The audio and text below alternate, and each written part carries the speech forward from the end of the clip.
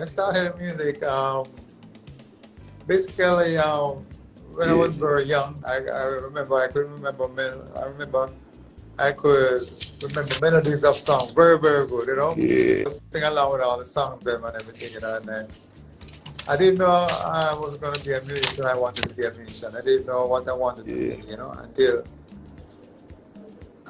when I get to maybe around say 8 or 9, I realized that you know I really love it very much. My mother is a great music lover also. You know, I'm going to stage show and going to a lot of parties. You know, and passing by dance where King Tubby was playing, and we couldn't go into the dance where King Tubby was playing because we were too young. But we used to go to a lot of parties, and I used to go to a lot of stage show. You know, Lights and Soul Brothers and all these people.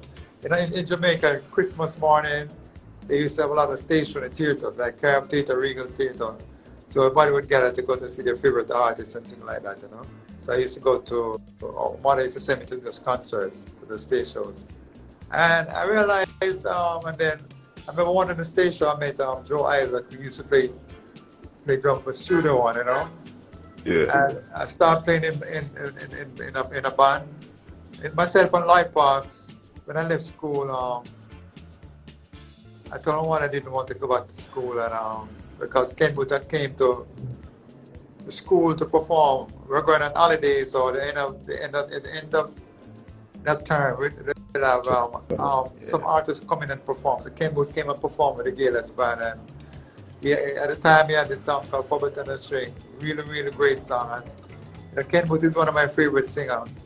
And I decided I didn't want to go back, so I wanted to do music. So Lloyd Parks was the one who came by my home. We had a big tape recorder, and he was recording for Studio One at that time. So he used to write a lot of his songs on the tape recorder. He used to play it back and listen to it, and I was trying to play that drum, you know. So this is where I got my really first teaching of playing drums on the tape cover with Lloyd Parks. From there, my mother died, I think, when I was like maybe 12 or 13, and I started playing in a little band called Yardbrooms.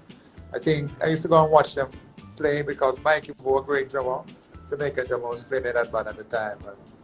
And then after he left the band, I started playing as a little printer, you know. And I remember the first gig we did with a singer called Madiaq singing by a club called Kingston 20. And I first time I get a round of applause, I was there. We play, I think it was Red Wine, we perform, you know. And the people come by because it was a popular song and they'll make it then, you know. I started taking it serious. Then I remember one day I was going to look for my friend of mine, Rancho McLean, who started out together also. And he was playing in a band called RSG Invincible, and I said I was going to check him. And I went down there, but the drummer who used to play for RSG Invincible was a guy called Tin Leg, and he had to go somewhere, I think. And so no one was playing drums. So Ansell said to me if I could play them. I said a little bit. And I started playing, and he said he liked how I play. And I said, really? And at the moment, I got a job working at a Kelvinator, which is a refrigeration company, repairing fridge and things like that. Yeah. I was in a part-time because I didn't want to sit at home and do nothing, you know. I used to play at the Victoria Pier, and every Saturday I would go down and perform Saturday afternoon, you know. And, I remember one day rain fell for 3 days straight in Jamaica. I didn't go to work, so when I went to work, the manager for the place, he knew me from I was a kid, and sometime when the secretary don't turn up for work, he would ask me to come into the office and write to the job card and all of these things, you know. So I asked why I didn't come work, and I asked him because of the rain. So he said, what's he prefer? The music artist? I said, the music. And then I remember him saying, okay, if you love the music, I'll say the music. I said, okay. So he kind of tempted I could go home. You know, kind of call it a fire. And I said, yeah, man. And right after that, the following week, I went to my first tour. I said, wow, you know. I went to a first tour with Ansell Collins and Lloyd Parks to a place called Milwaukee. I went to Chicago. It was on a government exchange program, you know. And from there on, you know, start looking forward and start holding the mind strong. And I realized I have to make my mother really felt good because she was the one who gave me the okay. She was not around. I couldn't let her down, Yeah. you know. Yeah. And I took it serious, very serious, and started linking all those great musicians like Willie Lindo, Paul Douglas, and people tell me about Jackie Me too. Ansell Collins was there for me, and if I should write a book tomorrow morning, it could be to be bigger than the Bible of who has helped me to be who I am today. I could think of calling name a lot of people. Because you have a person in the studio, they call them the vibe people. These are the people who are there. And you look at them and you can tell if a song is not going right or the rhythm is not going right. And they're the one who go to the street, and if you're hungry, bring the food for you that you don't have to worry about going to get the food yourself. And a lot of people don't mention these people. These people are the key people. When you're making rhythm, you are there and you look at them, and if they give you the nod, you know you're okay. But a lot of people don't talk about these people. They're really important. So these are the people who have helped me to be who I am today. My family, everybody. I mean, I could go on and on and call names of all the people who were there to support me as a kid, growing up to where I am today. And I still talk to Ansell Collins, and he was the one who put me up, let me do my first recording at 14. I still talk to Lloyd Parks every day. So, whenever I see Lloyd Parks and Collins, I remember when I was like 13, I look and said, these are the people. The only person who's not around is Ranchit, because Ranchit died, And, so it's just a great feeling of looking back at these people who have helped me to be where I am today. And they feel proud of me because they were there when I just started as a little kid, Shakespeare in 19, I don't think it's probably 72, I think it's probably a little bit later than that, maybe around 74 or something like that, And we see like we were musicians doing sessions, and so we used to meet up by a place called Idler's Rest, that's the downtown North Parade, and this record shop. And, I remember we used to stand there and talk, all musicians to meet up there, and there was musicians who didn't produce it, so they would try to sell the record to the country person. People coming in from the country to buy a record, they would try to sell them the records and things, and then they would go inside Randy's record shop and play the song for them. And then I remember I was going to Channel 1, and he said, okay, I'll give you a lift at Channel 1. He said, you're going again? I said, I was going to take a taxi, and so now I'll drop up there. So I told him that I'm here every day in session, so he must come around and check me. So he came and started checking me. He became a part of the Revolutionaries, also. And he was playing, the first song he played on was MPLA, but he wasn't playing bass, he played guitar. He played piano and MPLA, and then he played guitar, started playing guitar in a lot of songs. Ranchi, who is a guitar player, was playing bass because he had played the first hit tune for Channel 1 on bass. So Jojo said Ranchi is his bass player. He wanted Ranchi to play in all the songs because Ranchi made the first hit for him. So and then after we play a couple of songs, a lot of songs still. I think Robbie started playing bass on, I don't remember if it's One in the East, One in the West, Wailing Soul, but one of those Wailing Souls, Ernest, Jojo brother, the engineer, put Robbie on bass, and Ranch went to the guitar, and that's how shift around. But so some great musicians, Like even when we were doing the Right Time album, we were kind of testing the sound of the studio to get the right sound we wanted. Yeah. So Right Time was one of the first. No, wasn't the first. No, Right Time wasn't the first song. I think the first song we did was a tune called "It's a Shame" for Delroy Wilson. Another one called "Call on Me" was a big hit. But when the studio went into control of being a revolution in the music, or when the Right Time came out, and that's when I started to experiment with the drum styling.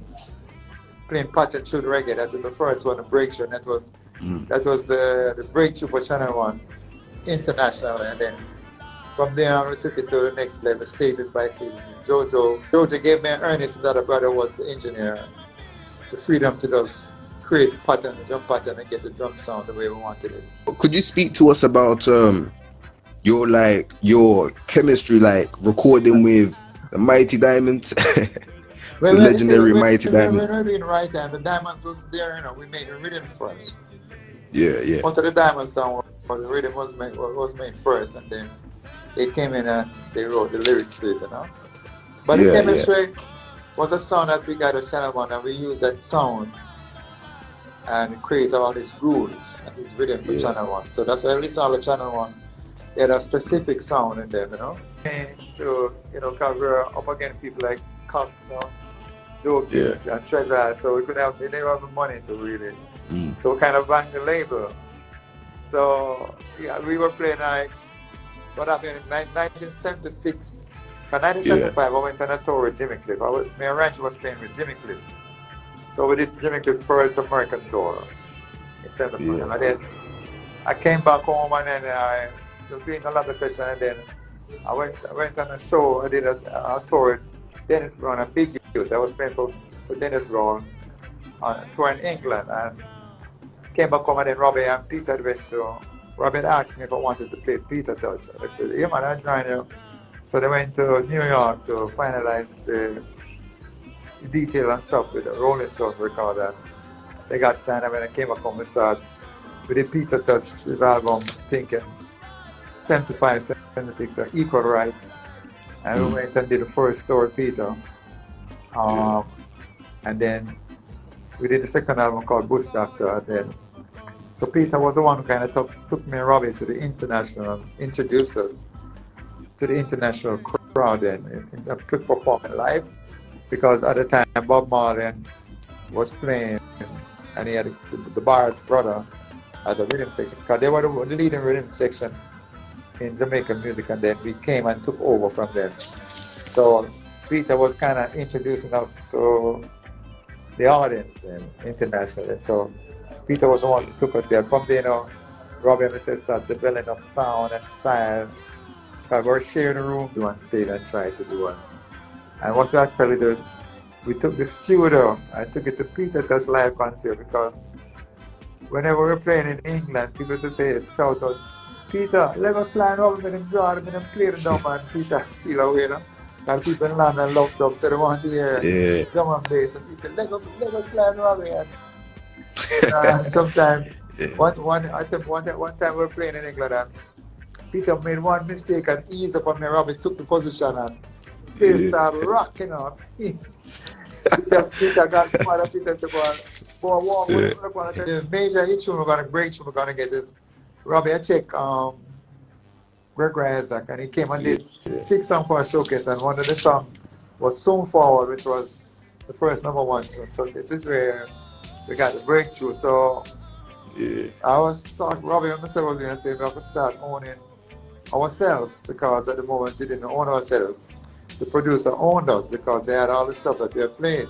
So we had no control over what came out, what we played. And so we said we need to control it. So we started making our own records and producing our own stuff, you know. And so Gregory was the first one who came in and helped us out. You know. So from there we started developing up the kind of music we want to take to reggae. And now we want to shape the reggae, because sometimes the producer you work with wants to keep the music one way, but we were all about experimenting and taking the music to the next level, you know.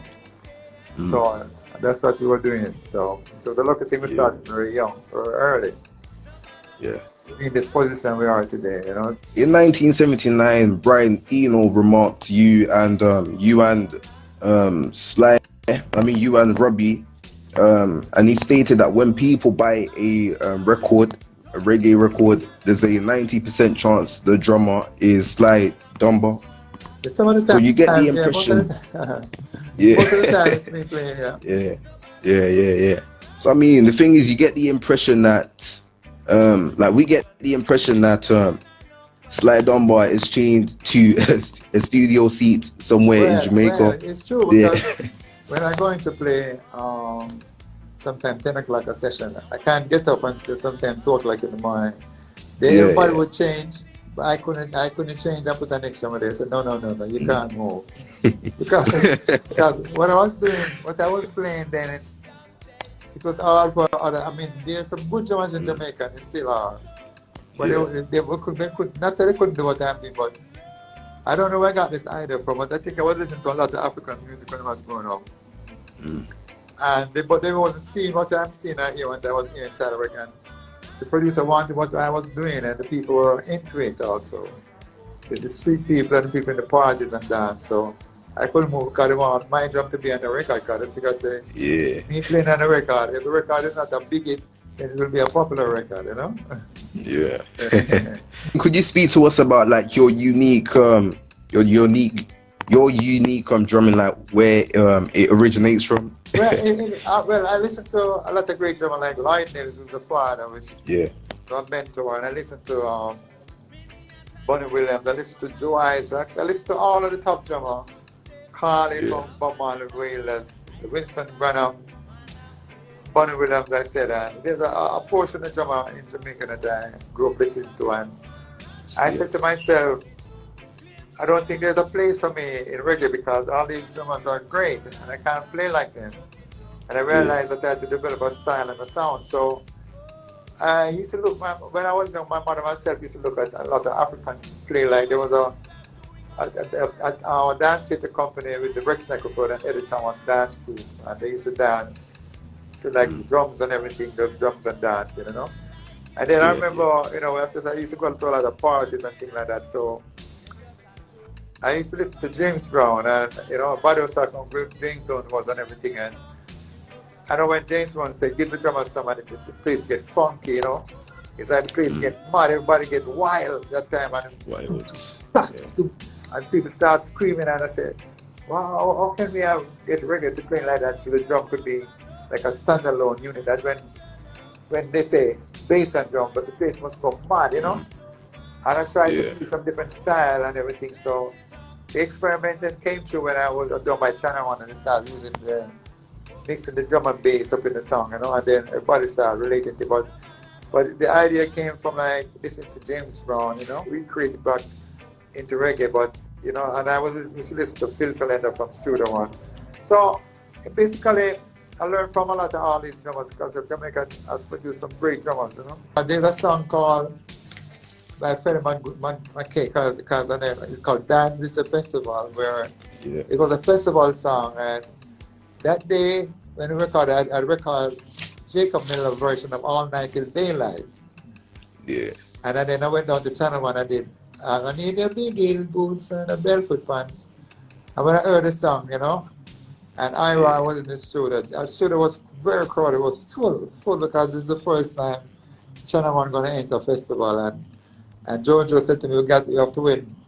And if you listen to that drum pattern, I mean, like, somebody said to me the other day, that is the best festival song ever. No drummer ever played like that in a festival. And someone saw me and said, how did you come to that pattern, man? I just went in and just did what I heard. I did what I just did. You know? So sometimes it's like, I don't know where I get it from, but I think it's just coming from God or something, you know, because sometimes I don't know what I'm going to do. And it just come to me like that, you know. Sometimes I go into the studio, I'm blank, I don't know what I'm going to play. And the inspiration, everything just comes. I would say everything is coming from the Father, you know. Sometimes playing, you know. Grace Jones, when I went to Compass Point, we took the master tape for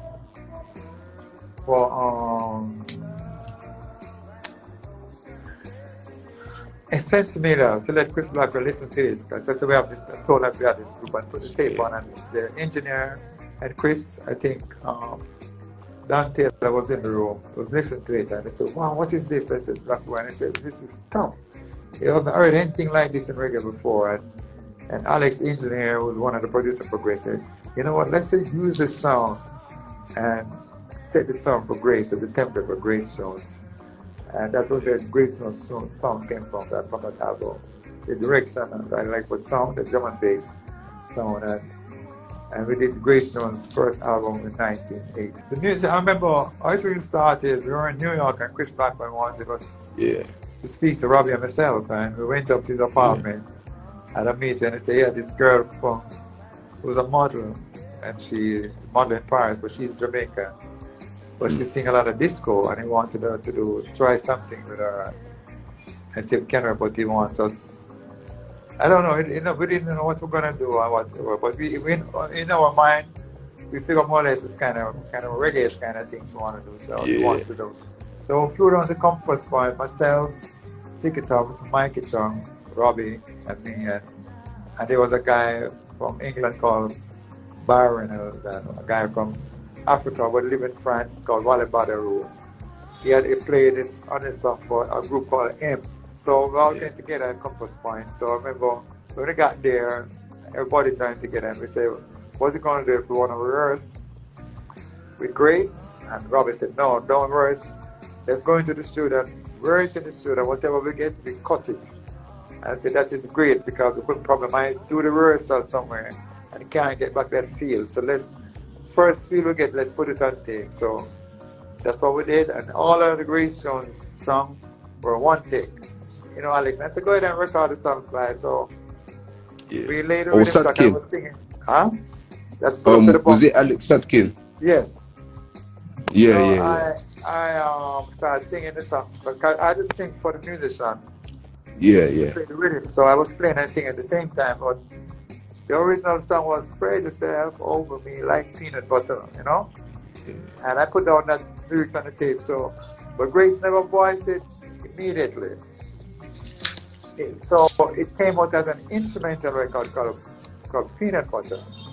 And Junior Tucker was supposed to voice the song, but we're coming back to Jamaica, so we didn't get a chance to. And then we went back to Nassau the following year, and we were playing the instrumental inside the studio B, and Grace walked in and heard it.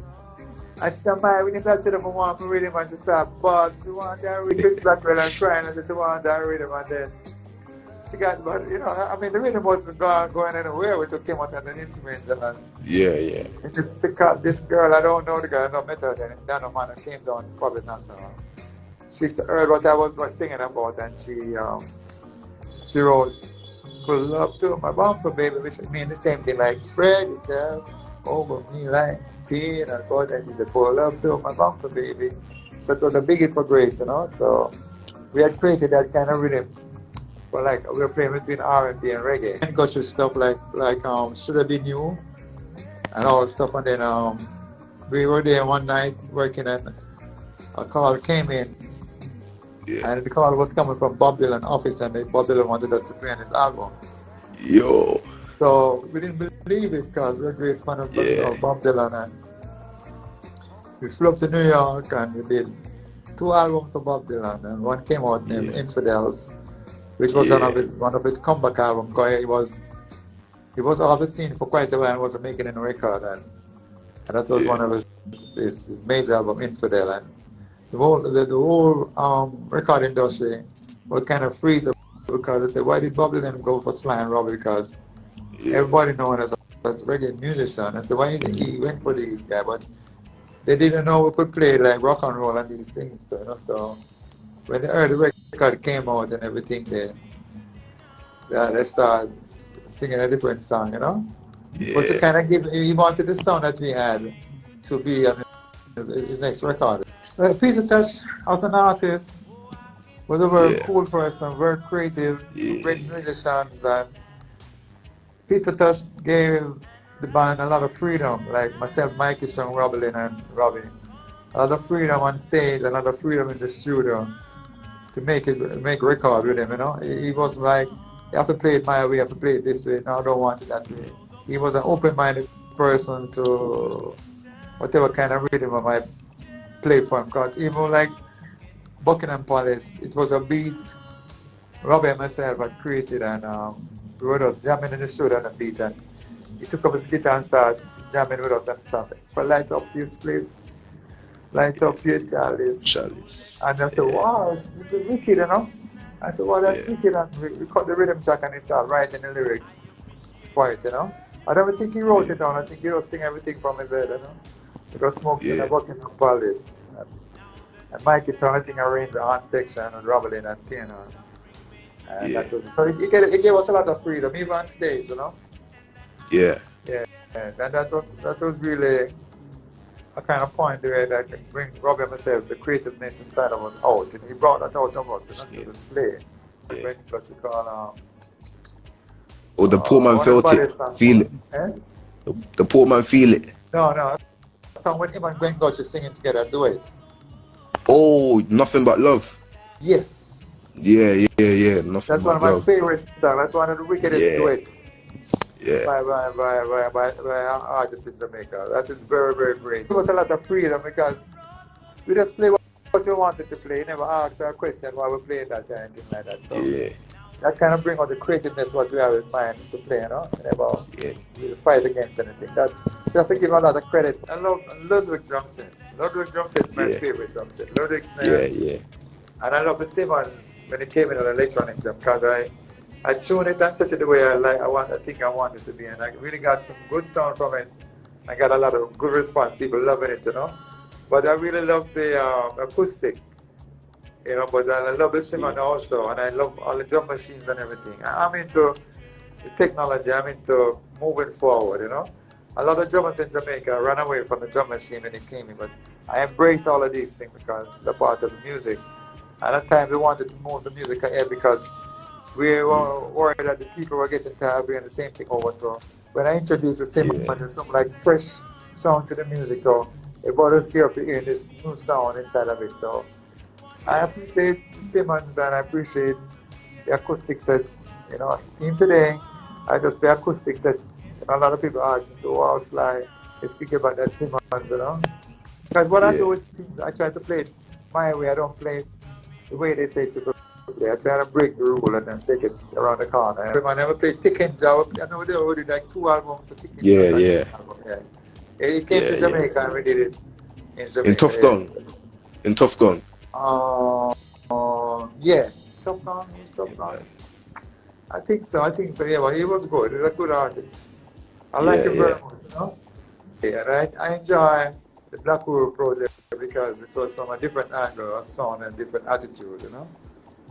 So this is our next project that we came under our belt and was very successful.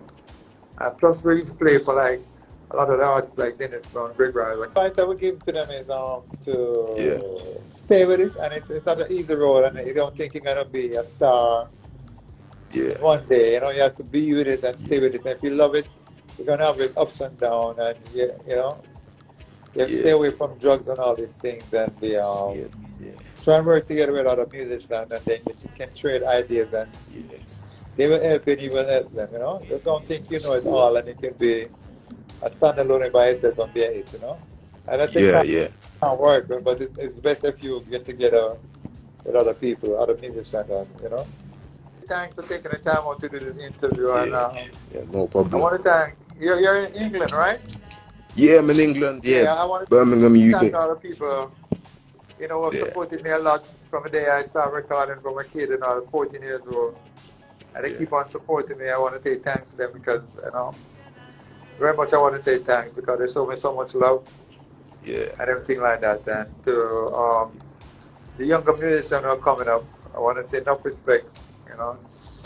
A lot of people would say enough respect and thank you a lot because I didn't do this all by myself, and I want to thank the father and everybody who was helping and guide me along the way, you know. Once again for having the time to reason with us. It's been a very great pleasure.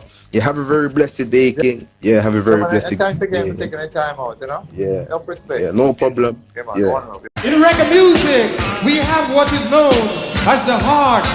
And the heart of reggae music is the bass and the drum. And the bass and the drum is brother Sly Dunbar and Robbie Bass Bear. Sly Dunbar and Robbie Bass Bear. The rhythm twin. The rhythm twin. The rhythm twin. The rhythm twin. Shakespeare bass make you wind your waist. Shakespeare bass make you wind your waist. Shakespeare bass make you wind your waist. Shakespeare bass make you wind your waist. Slide drum bar make you feel like that. Slide drum bar make you feel like that. Shakespeare bass make you wind your waist. Shakespeare bass make you wind your waist. Shakespeare bass make you wind your waist. Slide drum bar make you feel like that. Slide drum bar make you feel like that. Brothers and sisters, let's hear it for the Taxi All-Stars, the Black Uhuru.